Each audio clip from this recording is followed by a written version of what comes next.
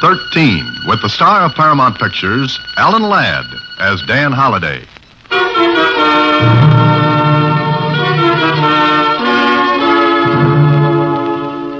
Dear Box 13, care of the Star Times.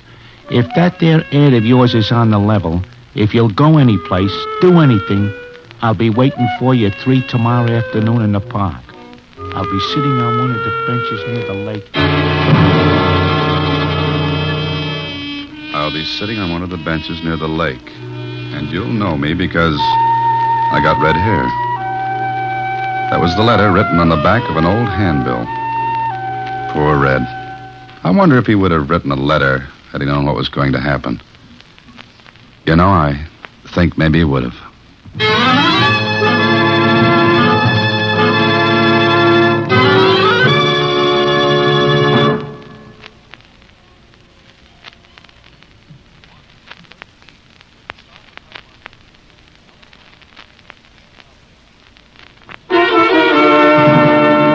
And now, back to Box 13 and Dan Holliday's newest adventure, The Philanthropist.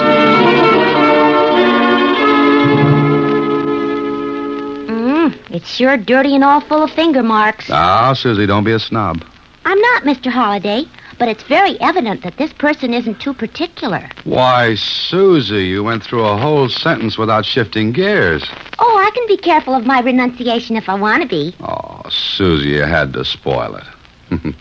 Never mind, it's a fine day, so I'll be in the park by 3 o'clock to see what Red has on his mind.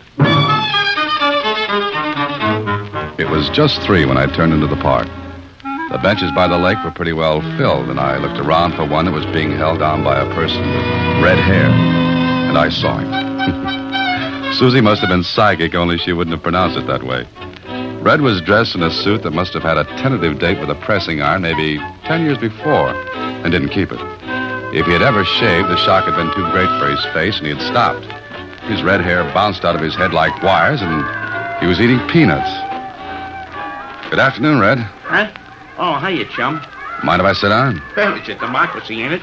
Drop, chum. You wrote to Box 13, didn't you? Huh? Oh, yeah. He gave me the once-over, but good. He seemed to be satisfying himself that he'd want to talk to me. He must have checked an okay because... That ad of yours, was it on the level? On the level, Red. How'd you know my name? Hunch.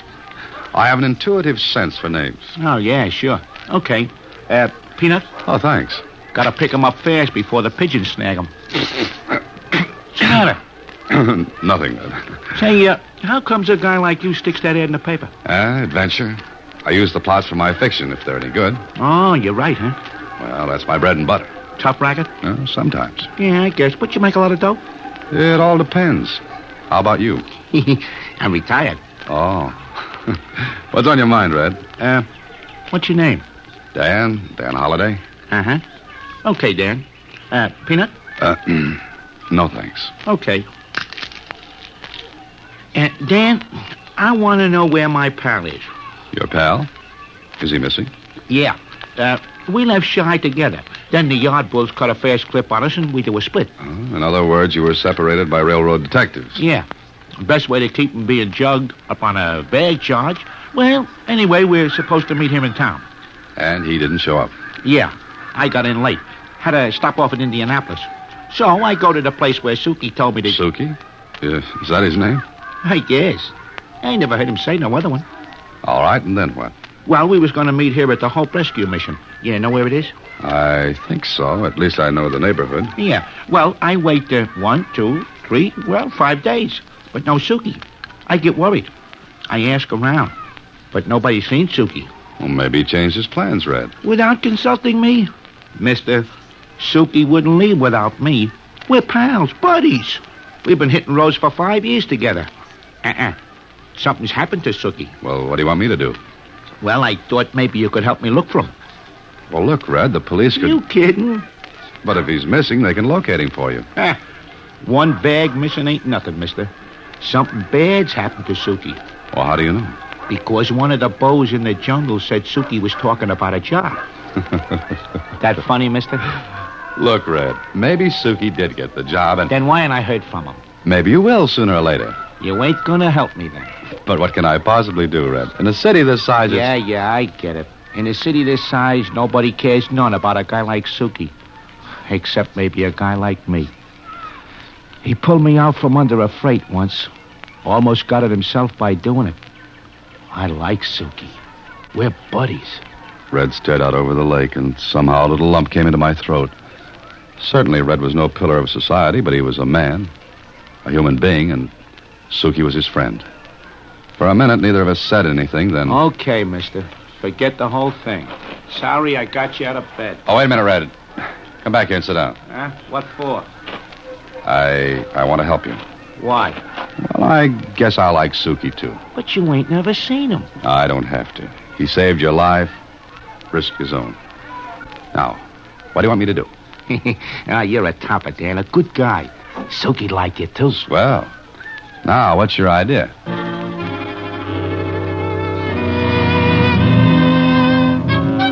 Well, Red had an idea that we could find out what became of Suki by going to the mission. But as Red put it, I'd have to dress differently. So that night, I wore my oldest suit. I helped it along a little by dipping it in water, then letting it dry. Oh, yes, and I forgot to shave. I had something to eat, then went to meet Red at the Hope Mission. It was typical of the missions that do a great job helping, well, men who need it. It was clean, neat. And when I got there, the men were just sitting down to supper at a long wooden table. I was looking over the room when... Good evening. How are you today? Fine, thanks. You're just in time for supper. Sit down, won't you? Well, you see, I... Now, this is your first time here, isn't it? Well, yes, it is. Well, that's perfectly all right. You needn't feel embarrassed or ashamed. Now, you come and sit down to a nice hot meal. Well, that's very nice. My name is Work, Mrs. Work. I superintend the mission here. My name's Dan. Very well, Dan. Now, just come with me.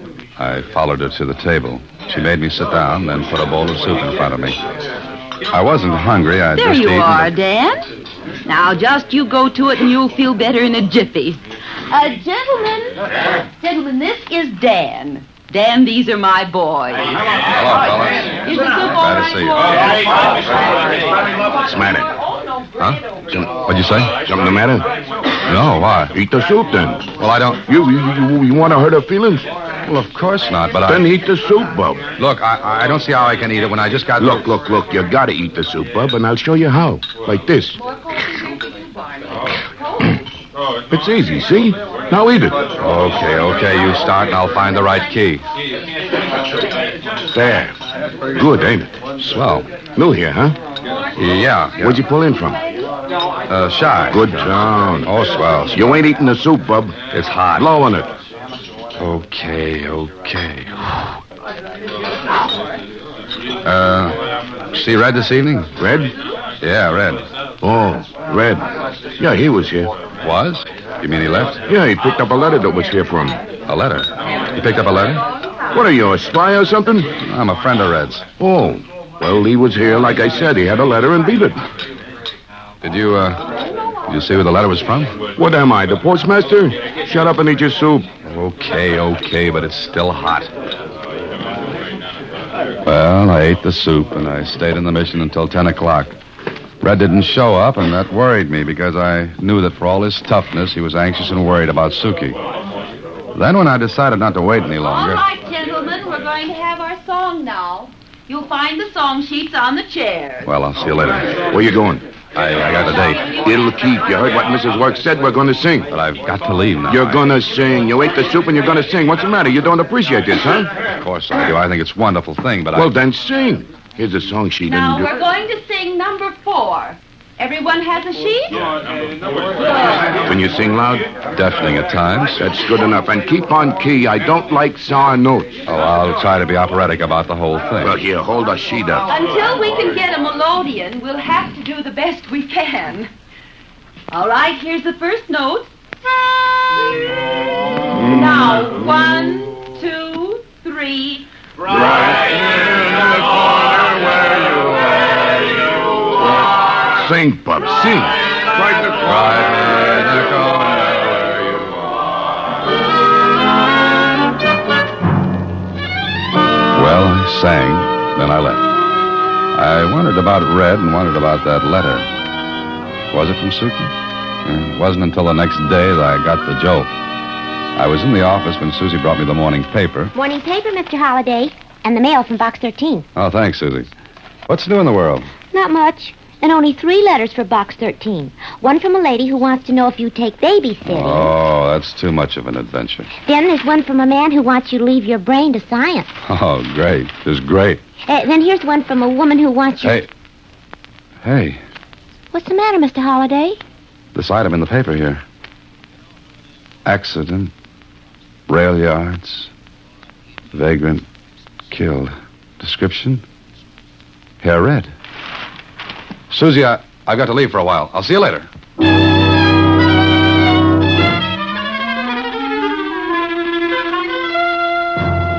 So what, Dan? A vag gets killed. We get a dozen like that a year. But look, Kling, I told you about Suki. Suki, Smokey. This pal of yours was hitting the rods and he got killed. I know. It happens a dozen times a year. Sure. Now, look. So Red got a letter from Suki. Suki told him where he was. They're pals. Red takes off to find him, gets tangled with... You're forgetting one thing, Kling. And that's... Red had a lump on his head. So? I think he was slugged. All right, he was slugged. Got in a fight in the yards. Dan. You're letting that Box 13 imagination whip you around on a merry-go-round. This is just one of those things. Now I've got to go to work. Suppose I turn up something, Kling. Something that proves Red was killed by somebody who wanted that letter. Then I'll be glad to fill out your dance card. Until then, rumba by yourself. Okay, but I've got a hunch that Red was killed because Suki told him where he was. And I'm going to find out where. And why.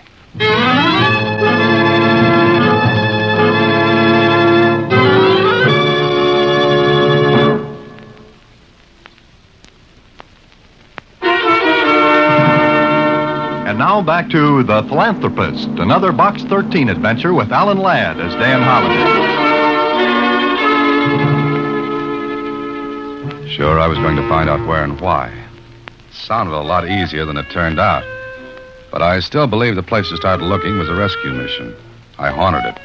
Went back night after night, day after day, until finally my face was as familiar there as the surface of the floor. Then one evening... Good evening, Dan. How are you? Oh, fine, Miss Work. How are you? Splendid. Do you like it here, Dan? Yes, I do. I've been watching you. Somehow you don't seem like the others. Why not? I'm no different from them. No, not in so many words. But, well... What's the matter?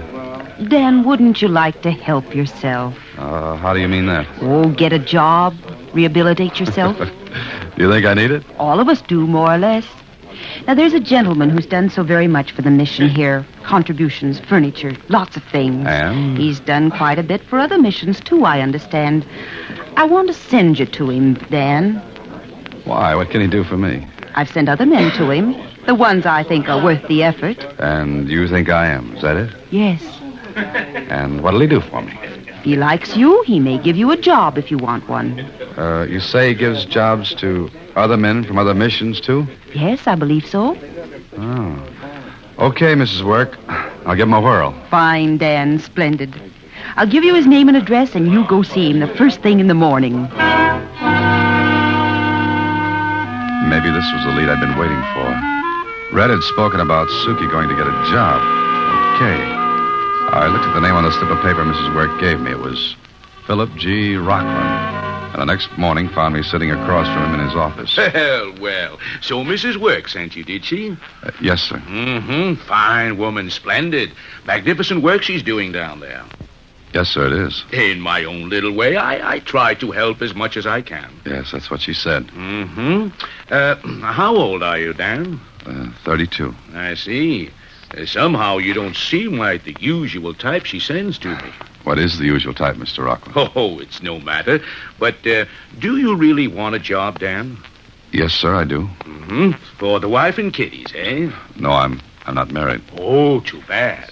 And then it's because you want to show your relatives that you can make a comeback? I have no relatives. That's what I wanted to hear. What? Well, you see, I never give jobs to men who have relatives. I feel as though I should be helping those who are out all alone in the world. I want to reach out and make men feel, well, that there is someone who cares. Do you see that, Dan? Yes, I do. It's very generous of you, Mr. Rockland. Oh, nothing at all. My own little contribution toward making this a better world. Well, Dan, I think we have just the job for you. But you'll have to leave town. Leave town? You mean the job's in a different city? Well, yes, it is. But don't you worry. I pay your transportation. Not first class, but you'll get there. And it just so happens that you'll be the last one to take this kind of job. It's all I have.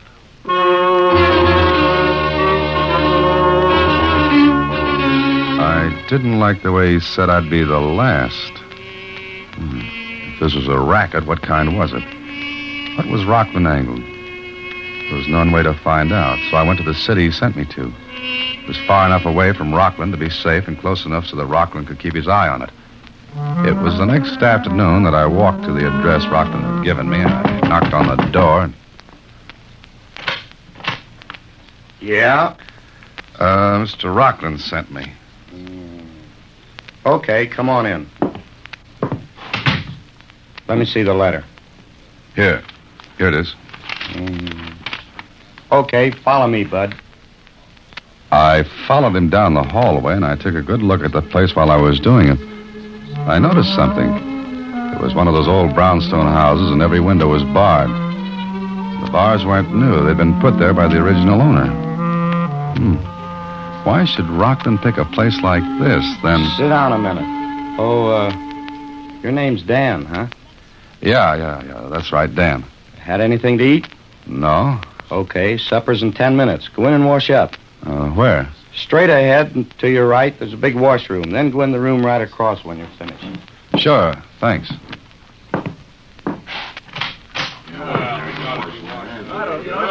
There were about 7 other men in the room, talking, washing their hands, smoking. One of them looked up when I entered. He seemed to be expecting someone. Then when he saw me, he went back to washing his hands. I moved in next to him. Hiya, fella. Hi. Just come, huh? Yeah. Hey, what is this joint? Softest touch in the world, guy. What's your name? Dan? Yours? Call me Suki. Suki. Yeah, why? You a pal of Red's? Red. Hey, where is he? Why didn't he come? I've been waiting for him. Red's got to get in on this thing. Red was killed, Suki. What are you giving me? I told Suki about Red, but I didn't mention what I was doing in the game. When I finished... Red killed. He was coming to meet me here. I sent him a letter telling him all about it. You sent him a letter from here? Yeah. We ain't supposed to do no writing or tell anybody about this, but Red's my pal. I wrote the letter and snuck it out, but... Suki, I think Red was killed because you sent him that letter. Huh? What are you yapping about? What are you All right, you guys, supper's on. Come on. I'll talk to you later, Suki. Yeah, after supper in the sleeping room.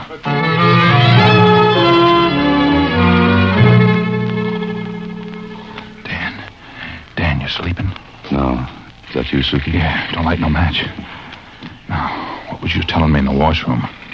Listen, Suki. First, tell me what kind of a place this is. What do you do here? That's a soft touch. All we do is sort old magazines, and then we make a kind of... Well, we write down what's in each magazine, and then... You mean all you do here is index magazines? Yeah. We get to live here, board and room. Grub's pretty good, only... Only what, Suki? Well, we ain't allowed to leave. We gotta stay here. Only place we go out is in the backyard. I don't get it. I don't get it at all. Oh, what's the difference? It's a soft touch. We each get a couple of bucks after we fixed up 10 magazines. And... What's the racket, Suki? What's the racket? There ain't none, but Hey, that's the nose counter. Make sure we're all in. I gotta get back to my bunk. The same man who'd let me in came through and checked each bunk. What was the angle? I lay there watching, waiting, thinking. The moonlight filtered in through the bars at the windows, and suddenly I remembered something else. The doors. Big, heavy, reinforced. Then the man came close to my bunk. I could feel him looking down at me. I must have looked as though I was sleeping like a baby. He walked on and out. And he locked the door after him.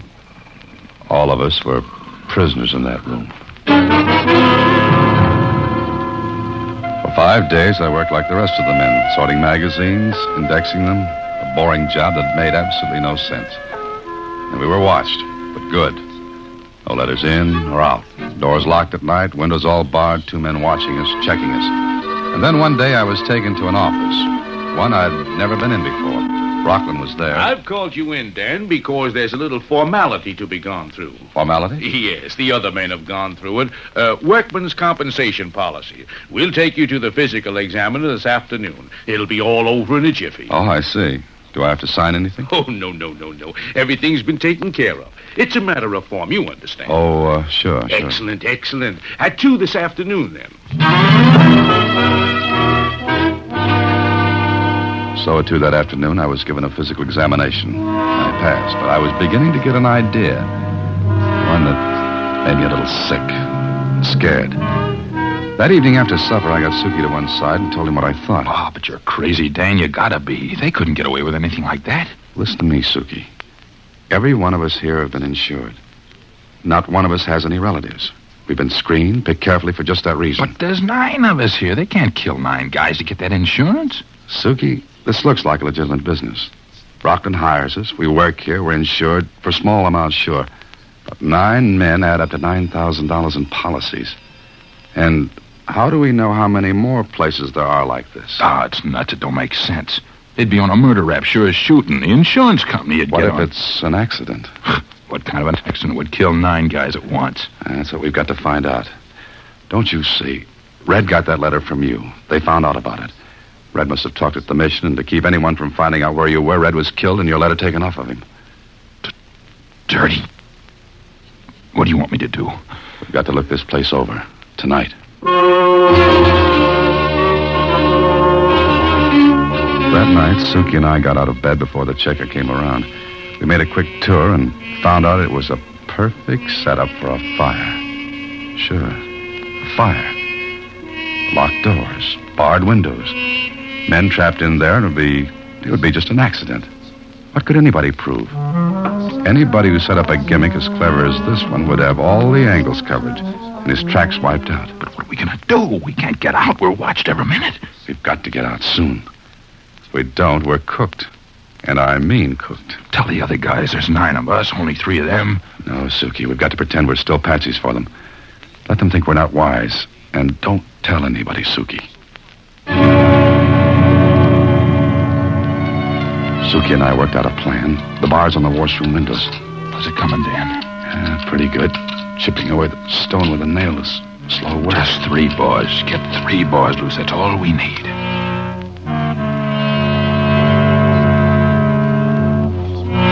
Well, Suki worked while I watched, and I worked while he watched. We finally got 3 bars loose. It was working against time because I was sure the thing would happen any time now. And I was right. Dan, you awake? I haven't slept for 3 nights. What's up? It's after 12 and the checker ain't been around.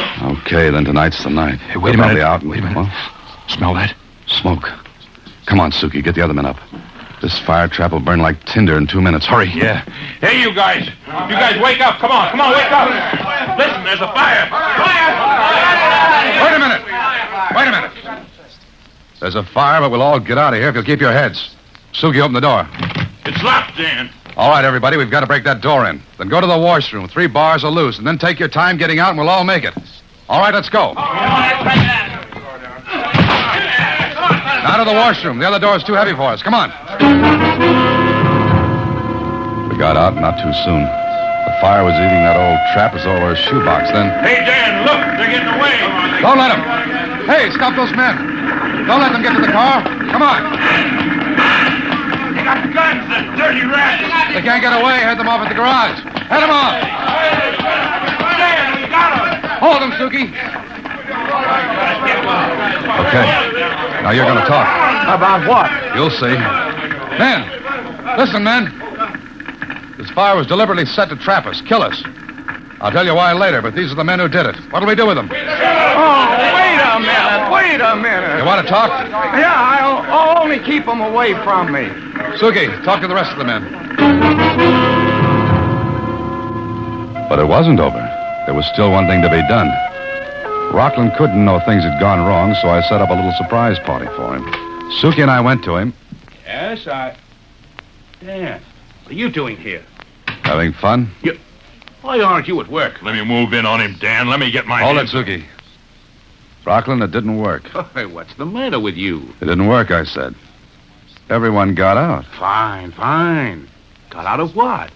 The fire. And one of your men talked, Rockland. He talked plenty. Oh? Well, it doesn't matter because you bums won't live to talk about it. Dan, look out!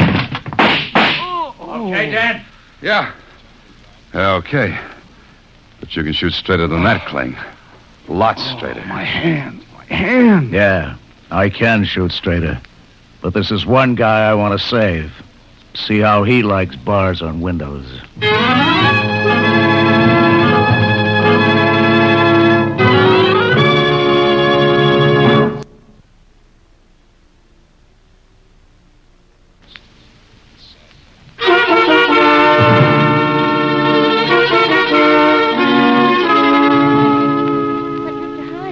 Couldn't any of those men have escaped from that awful house? Sure, Susie, sure. But when he did, he'd end up in an accident like Red. Oh. What are you thinking about, Mr. Holliday? Oh, nothing, Susie. I was just saying goodbye to a friend. Huh? Oh, Suki. He wouldn't stay? No, he wouldn't. Oh, and that reminds me. Make out a check to the Hope Rescue Mission. Okay. For how much? I see, 2 weeks, room and board. I think that's what I owe. Oh, and Susie, tack on enough for a melodeon, will you? Uh-huh. Can I do it after lunch? Sure. Say, what are we having? Soup. Huh? Oh, good night, Susie. Next week, same time, through the courtesy of Paramount Pictures, Alan Ladd stars as Dan Holliday in Box 13. Box 13 is directed by Richard Sandville with an original story by Russell Hughes. Original music is composed and conducted by Rudy Schrager. The part of Susie is played by Sylvia Picker, and that of Lieutenant Kling by Edmund MacDonald. Production is supervised by Vern Karstensen. This is a Mayfair production from Hollywood. Watch for Alan Ladd in his latest Paramount picture.